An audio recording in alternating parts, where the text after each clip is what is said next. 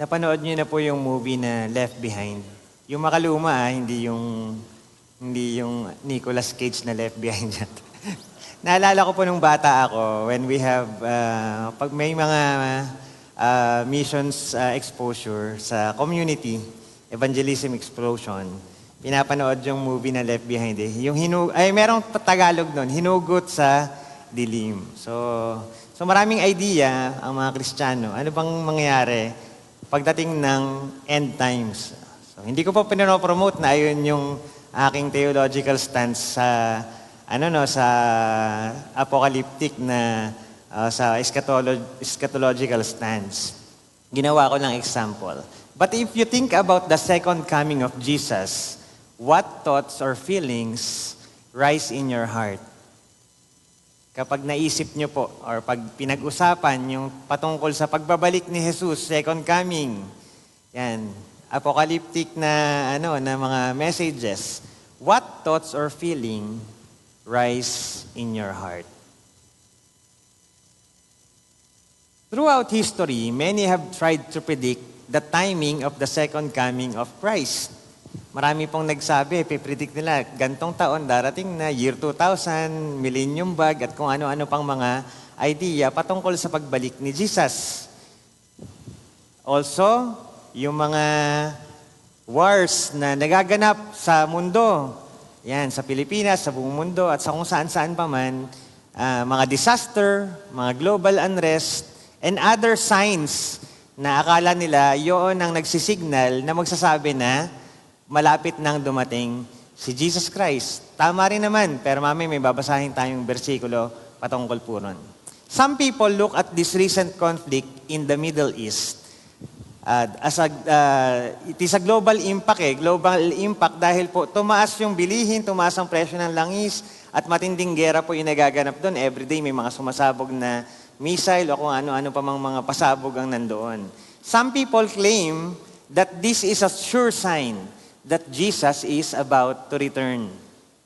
They quote the Bible verse that says, "You will hear of wars and rumor of wars," in Matthew 24, which is about the second coming of Jesus. Yet, this exact verse explains that this is not yet the coming of the Messiah. Babasahin ko po, Matthew 24 verse 6, "You will hear of wars and rumors of wars. But see to it that you are not alarmed. Such things must happen, but the end is still to come." There have been many great wars that happened in the past. Kingdoms, empires, countries have risen and fallen, but none of these events have set the exact date of Christ's coming. The promise of His return is meant to steady our hearts. Hindi po tayo dapat matakot pag naririnig natin ang second coming of Christ or revelation or kung ano pa mang mga may kinalaman sa muling pagbalik ni Jesus. It is not about inculcating fears sa mga Kristiyano na sige ka, pagka nagbili ka niyan ay pinopromote mo ang 666. Yan, sige ka kapag nagpalagay ka niyan sa iyong wallet o kung ano pa man ay pinopromote mo ang Antichrist. So hindi po dapat pantakot yung mensahe ng pagbalik ni Jesucristo, but a message that will give us hope. Jesus is coming back. We don't know when, but He will surely come back. As He was raised from the dead, we too will be raised in Him, joined to the Father in eternal praise. Lord, this morning, may your Holy Spirit guide us so we can understand your word, and not just understand, but we will become obedient to what it wants from us. This is our prayer in Jesus' name. Amen. 1 Corinthians 15 talks about the resurrection of Jesus and the believers. Naniniwala ang mga Corinthian believers sa kamatayan at muling pagkabuhay ni Jesus. Yung mga early Christians po sa Corinto, they believe that Jesus Christ died and He rose again. Pero may ilan po sa kanila na nagdududa kung totoo rin ba na merong resurrection para sa lahat ng mananampalataya. So, hindi pa clear sa kanila yun kung meron bang ganun. Ang alam lang nila, Jesus Christ died and He was raised up again after 3 days. Pero may iba sa kanila na hindi naniniwala na pag namatay ang isang tao, siya rin ay magkakaroon ng resurrected body. So Paul's letter to the Corinthians seeks to correct this misconception and clarify the truth about the bodily resurrection of all believers. Kung babalikan po natin yung ating passage sa 24 to 28 yung verse natin, pag binasa natin sa verse 12 to 14, ito pong sinasabi, "But if it is preached that Christ has been raised from the dead, how can some of you say that there is no resurrection after the dead? If there is no resurrection of the dead, then not even Christ has been raised. And if Christ has not been raised, our preaching is useless, and so is your faith." Scripture shows that God's promise of life in Christ includes transformation of physical bodies. Meron talagang tunay na muling pagkabuhay. Yan, hindi lang ng Panginoong Hesukristo, maging tayong mga Kristiyano. At ito yung promise ng muling pagkabuhay. Yan, physical body, mabubuhay po yun, magkakaroon ng panibagong katawan, glorified body, the renewal of our minds and emotion, and the eternal union of our spirits with Him. Through Christ's resurrections, believers are assured that death will be swallowed up in victory and we will live forever in glorified wholeness. So darating po yun sa panahon na muling pagbalik ni Hesukristo that's a promise na dapat po excited tayo na makamtan. Sino po sa inyo excited nang bumalik si Lord? Yan, excited nang kunin ni Lord. Yan, parang iba yung tunog nun, no? So excited po tayo sa pagbalik ng Panginoon. Don't fear. Kasi baka may pangarap pa ako sa buhay, palalakihin ko pa yung mga anak ko. Huwag kayong mag-alala. Kasi pagbalik po ni Lord at kinuha niya na tayo, more than pa doon yung satisfaction na ating may experience. More than pa sa kaligayahan pag kumakain ka ng sangyupsal, more than pa sa kaligayahan kapag nakikilaro ka ng mga games kasamang yung mga barkada, more than pa sa kasayahan kapag nagsasama-sama ang FBC at kumakain together. More than pa ang may experience nating kaligayahan kapag bumalik na ang Panginoong Hesukristo. This morning, let us hold fast to the truth that Jesus is coming back. May we be encouraged to stand firm in righteousness, to rest with confidence in the hope of eternal life in Christ, and to joyfully embrace our calling to advance God's reign until He comes. Verse 24, "Then the end will come when He hands over the kingdom to God the Father after He has destroyed all dominion, authority, and power."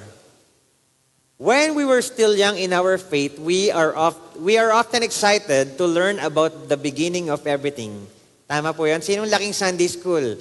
Kabisado niyo ba kailan create ang ganito, kailan ganyan? Yung creation story. We're excited to learn that.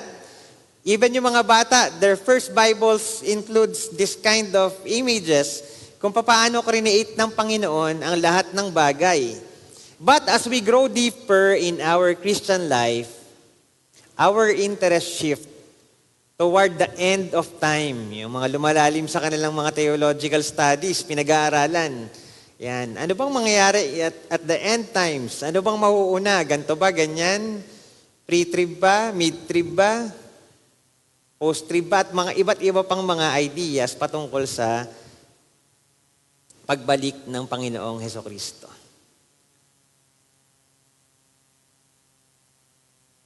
The end Paul speaks of is not chaos or uncertainty, but the fulfillment of God's plan. Ito po yung ending na sinasabi. Minsan pag nanonood ka ng mga series at nag-ending na, minsan parang bitin. Bitin, parang hindi pa ito yung tunay na ending. Subalit ang binabanggit po ni Apostle Pablo na ending dito is truly the end. But the start of something eternal. Fulfillment of God's eternal plan. Christ presents the kingdom to the Father after defeating every power that stands against him. Ephesians 6:12-13, for our struggle is not against flesh and blood, but against the rulers, the authorities, against the power of this dark world, and against the spiritual forces of evil in the heavenly realms.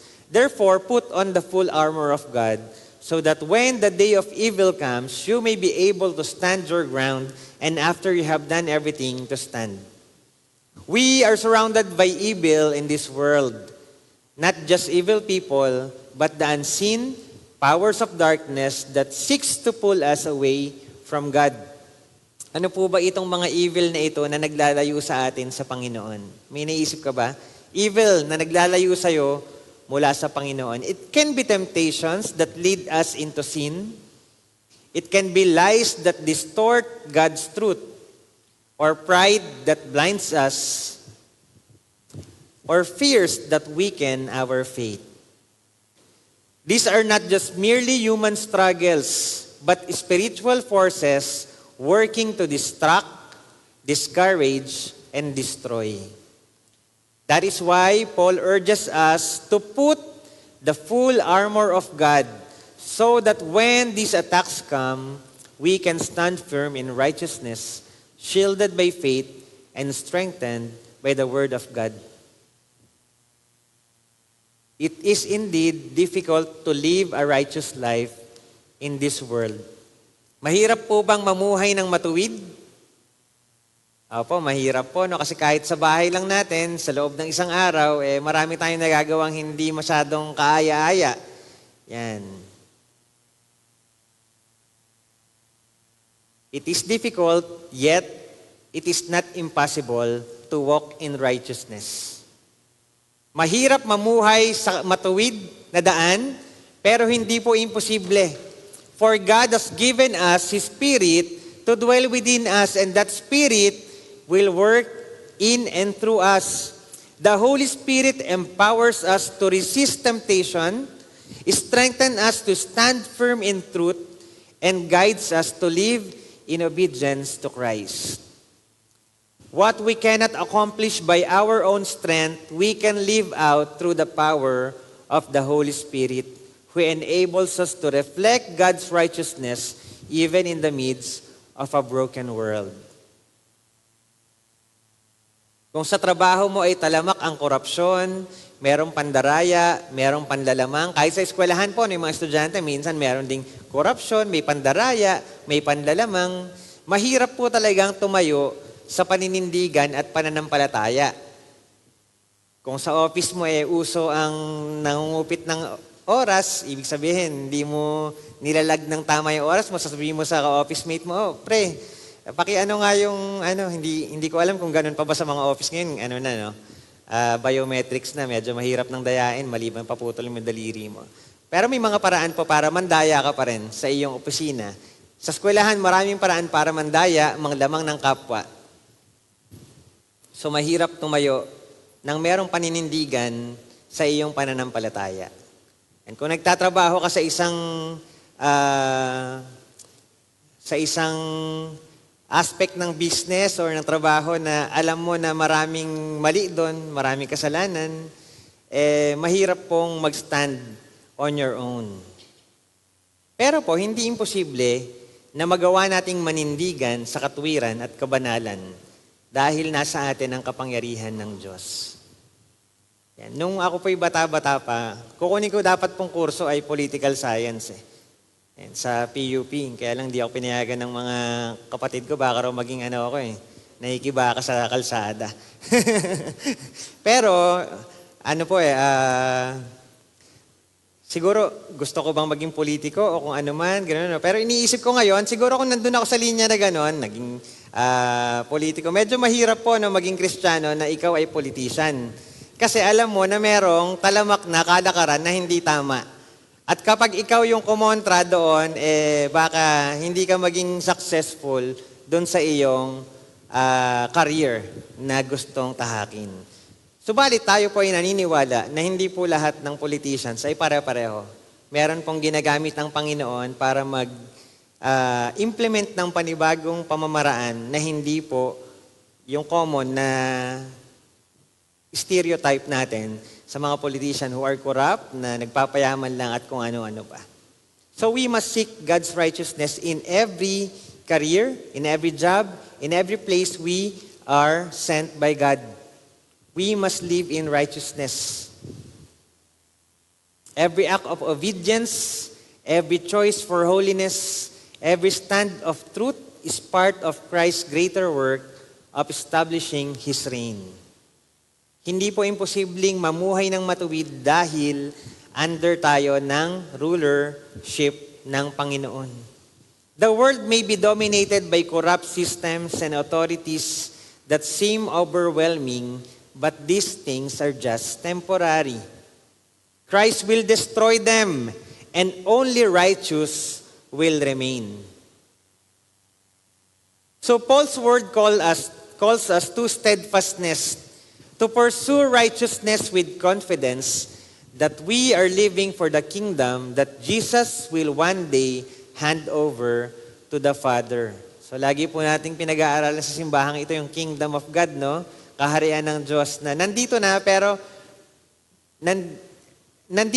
hindi pa ganap. Merong term dyan yung mga kabataan eh. Malapit na pero ano nga taan ron? Hindi, malayo pa pero malapit na pero malayo pa. Tama ba? Is that the exact na term na ginagamit ng mga young people? Hindi na po ako young people eh. Kaya hindi ko na makarelate masyado. Pero naririnig ko po yan at nakikita sa mga Facebook post, di ba? Ang ibig sabihin, nandito na pero meron ka pang inaabangan na more than pa doon sa bagay na yon. So that is the kingdom of God. Yan po yung ating pinupuntahan. In a world filled with temptation, lies, pride, fear, how can you actively seek God's righteousness and stand firm in this truth, knowing that Christ will one day destroy every power that stands against Him? We are in the presence of God. We are living in the righteousness of God, but we are still going through God's righteousness. Papunta pa rin po tayo doon. How can we stand firm in this truth, knowing that Christ will one day destroy every power that stands against Him?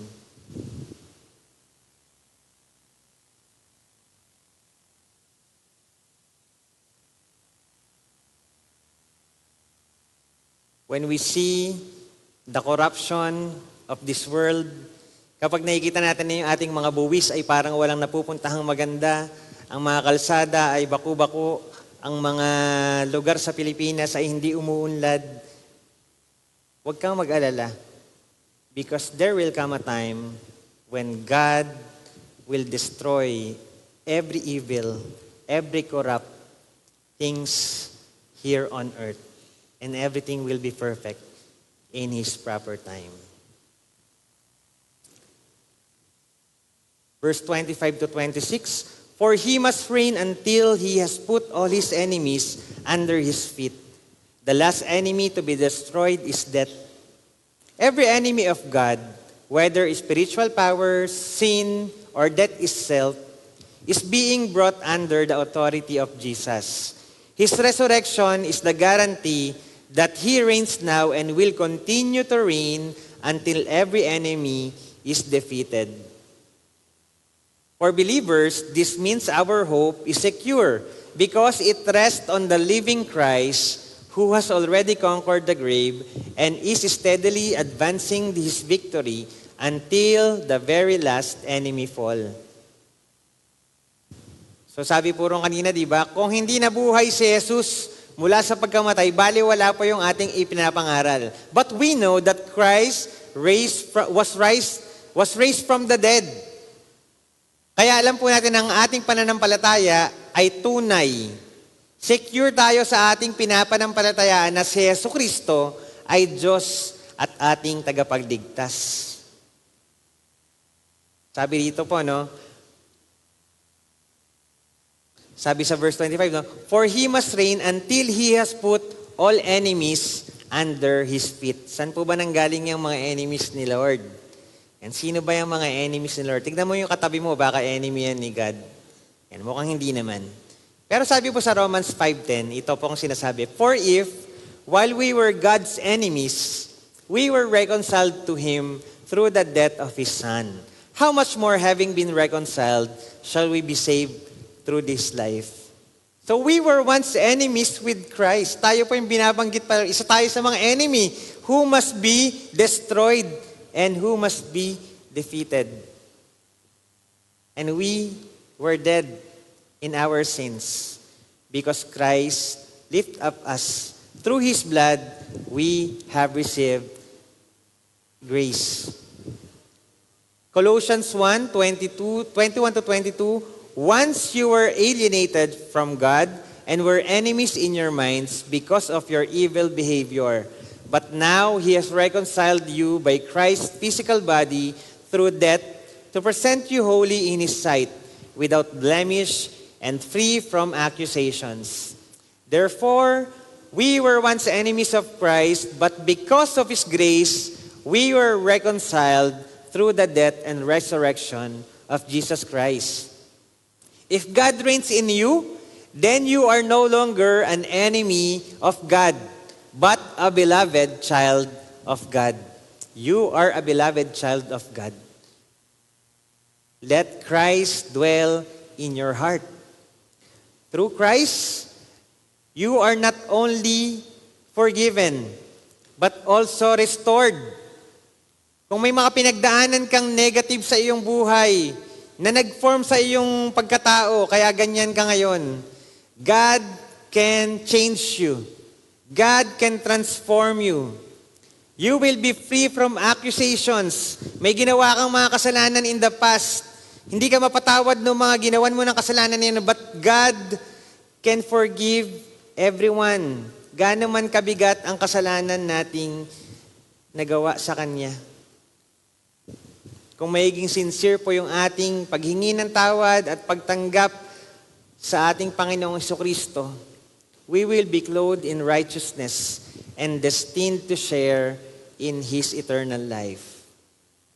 What once separated us has been destroyed at the cross, and now we live as sons and daughters of the King, secure in His love and empowered to walk in His truth. Yung atin pong pagkaligtas ay hindi lamang sense na tayo ay ligtas na mula sa pahamakan ng impyerno. Meron pong kasama o kaakibat na landas na lumakad sa katotohanan. Gumawa ng makatarungan at sundin ang mga utos ng Panginoon. According to Apostle Paul, the last enemy we will face is death. The last enemy we will face is death. But He assures us that even death will be destroyed. This is the heart of our resurrection hope. Because Jesus rose, death no longer has the final word. So hindi na po natin kailangang matakot mamatay. Pero hindi mo po iahain yung sarili mong katawan para harangan yung missile na itahagis ng Amerika or ng Iran doon sa gitnang lugar na yon. Yan. Kailangan po natin ibahagi ang salita. No? Pero alam natin that there are missionaries in restricted areas. Hindi naman nila pinapangalandakan sa gobyerno na, missionary ako, mag-preach ako ng good news, bukas patayin nyo na ako kasi bawal yun. Hindi naman po, di ba? So, pinaprotektahan pa rin po niya. Kasi mas marami pang mga tao ang dapat makarinig ng mensahe ng Diyos. Hindi mo kailangang dahil ready ka nang mamatay, ay sige na, ngayon na. Hindi naman po ganun. We must do our job, our task, to spread the good news. Hindi po tayo dapat matakot na ibahagi ang salita ng Panginoon, anuman ang maging cost nun o kapalit nun. Si-share mo lang yung gospel sa classmate mo, may papatay ba sa'yo? Wala naman. Dito sa Pilipinas, hindi po naman ganon. But maybe in other countries. But we, living in the Philippines, meron po tayong kalayaan na ibahagi yung ating pananampalataya sa ating mga kamag-anak, sa ating mga kaibigan, sa iba pang mga tao. Hindi po tayo kailangan maging komportable sa lamig ng aircon ng FBC at sa sarap ng upuan na nakaupo ka dyan. Kundi dapat po tayong humayo at ibahagi ang salita so that other people will come to know Jesus Christ. Hindi po kailangan, dalin mo sila lahat dito. Yan. You just share the gospel, the Holy Spirit will work in their lives, and they will look for some place or a community that can help them to grow deeper in their faith. Pero syempre po, bilang isang simbahan, we also encourage people to be here. Kasi alam po natin na nakakatulong ang church na ito to develop ang kanilang spiritual na growth.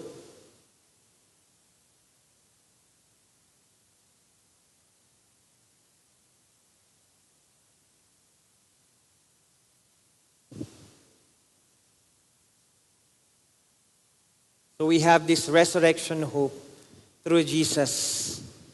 Kahit meron tayong mga ini-experience na hirap, struggles, heaviness, these things are not permanent.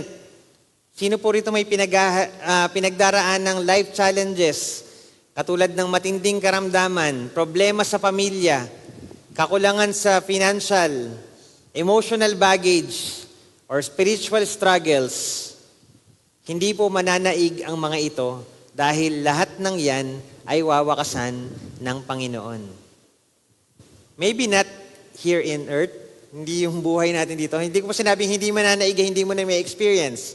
Pero hindi yun ipoprolong, yung agony sa'yo. Although mahirap at maka-experience ka ng financial difficulties, emotional baggage, minsan manghihina ka spiritually, daraan ka sa problema ng pamilya, magkakaroon ka ng matinding karamdaman.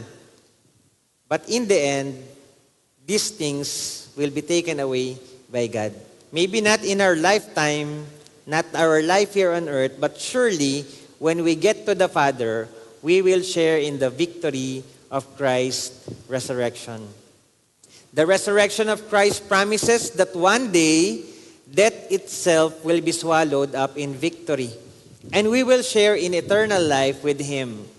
To share in this hope is to live with courage today, knowing that no enemy, whether sin, fear, or even death, can separate us from the reign of Christ.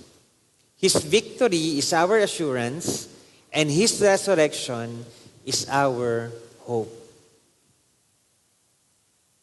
How does Christ's victory over death and resurrection hope for all believers give you courage to face the struggles you have today? Meron ka bang pinagdaraan ng problema, kahirapan sa buhay?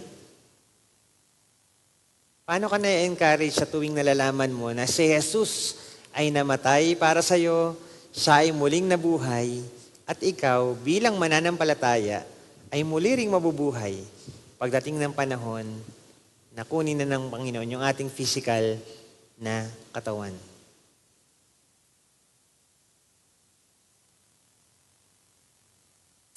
Verse 27 to 28, For He has put everything under His feet. Now when it says that everything has been put under Him, it is clear that this does not include God Himself, who put everything under Christ.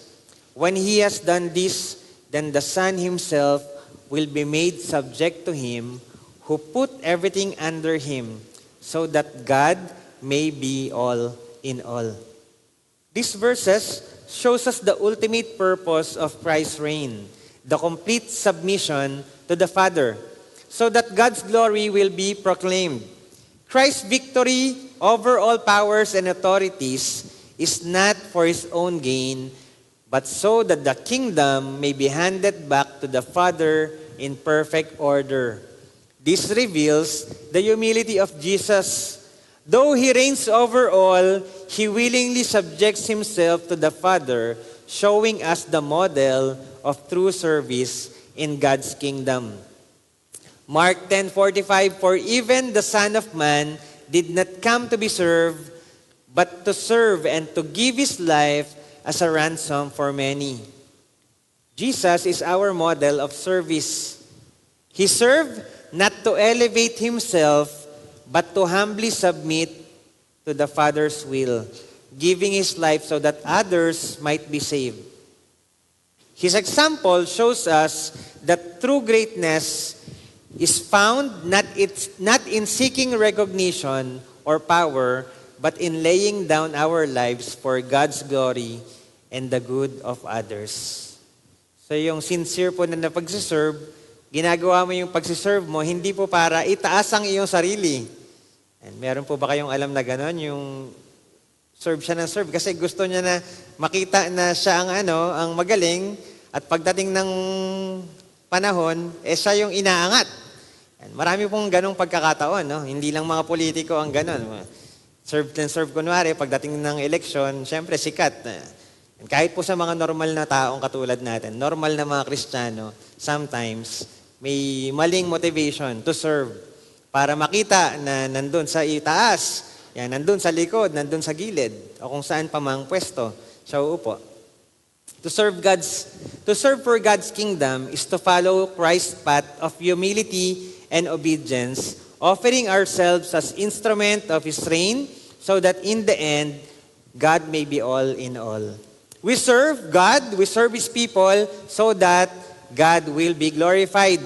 Marami po tayong ministry opportunities dito sa ating simbahan, kung saan pwede nating mapakinabangan yung mga kakayahang ibinigay sa atin ni Lord.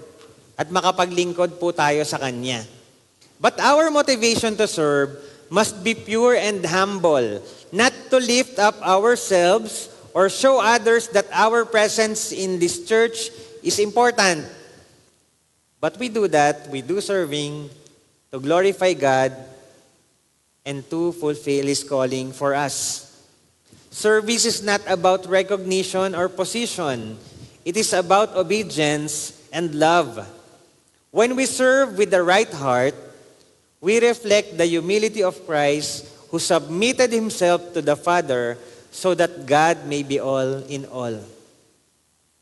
True service is offering our gifts to the Lord, trusting that even the smallest act or service done in faith contributes to His kingdom and brings honor to His name. Ano po ba yung mga service na pwede natin gawin sa ating simbahan? Yan. Sa mga church ministry, ang dami po na pwede kang mag-join sa praise and worship, sa choir, kung mahusay kang kumanta, tumugtog ng instrumento. Yan. Yung mga nakikitang ministries, yun po, makilala. Media team, yan, ushering, sumasalubong sa inyo. Pero yung simpleng pagpunas sa upuan, halimbawa darating ka ng maaga at merong konting nalaglag na mga papel-papel o kung anong dapat linisin, is also an act of service. Hindi lang masyadong nasasabihan na ministry yun kasi wala yun sa listahan ng ministries. Yung may darating na bisita pero hindi ka naman usher pero i-welcome mo siya, it's also part of your ministry. Service natin yun sa Panginoon at sa kanyang mga anak. Yan. And many other things na ginagawa natin. Not just the things that people can see that you're doing things. At sasabihin nila, ang galing naman ito, active na active sa ministry. Yan. So to serve God's kingdom, then, is to follow Christ's example of humble obedience. Our lives are not meant to build our own empires or magnify our own names, but to reflect God's glory and advance His reign. Every act of service, every sacrifice, every choice to live for holiness is part of Christ's greater work of presenting the kingdom to the Father. When we serve faithfully, we participate in God's eternal plan, where He will be all in all, fully acknowledged, fully glorified, fully reigning. Serving for God's kingdom means living with eternity in mind, knowing that our labor is never in vain.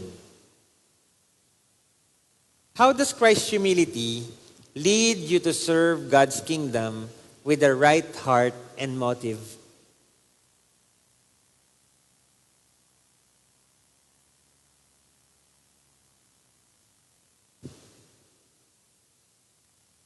And this gospel of the kingdom will be preached in the whole world as a testimony to all nations, and then the end will come. Matthew 24:14 14. Jesus is coming back, and His return means the end of every enemy and the beginning of God's eternal reign of glory. He will come back to destroy evil, ensuring that no power stands against God. He will defeat death, giving us unshakable hope in the resurrection. And He will deliver the kingdom to the Father so that God may be all in all. What hope does Christ's return give you in this time of uncertainty, and how can that hope lead you to trust Him more? Let's pray.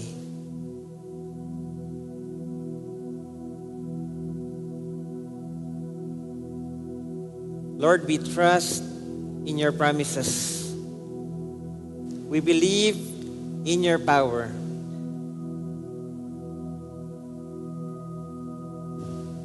Thank you for your Son, Jesus Christ, who died for our sins and was resurrected. So we have this kind of hope that life doesn't end here on earth, but something greater will begin when we come to you in spirit and in truth. So God, may we be excited for Jesus Christ coming. At habang nag-iintay kami, Panginoon, ng pagkakataon na yun, may you guide us so that we can live a life worthy of the gospel. This is our prayer in Jesus' name.